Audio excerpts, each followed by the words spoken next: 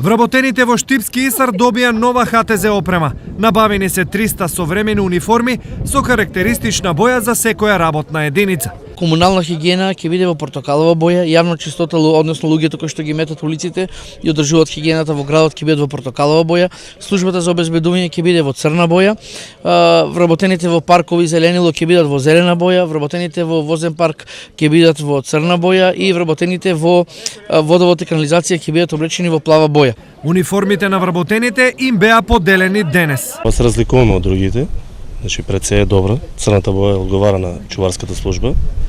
Значи нокно време по 24 сата сме ние присутни, така да униформата е добра. Нашата зелена боја е заштитен знак за нашата единица. Па задоволни сме. Добро, но поубаво на одделата, нели, да не запознават, не, да не уредуват, да не прават кавги ово. Друго е малку на униформа која сме, повеќе ќе се ценеме на работата. Ова е само дел од ХТЗ опремата која ќе биде набавена. Ќе добијат соодветни униформи, ќе добијат соодветни чевли за заштита при ризични работни места каде што има, ќе добијат чизми и така се со цел за да поефективно работиме и поефективно бидеме во самото извршување на нашите работни задачи.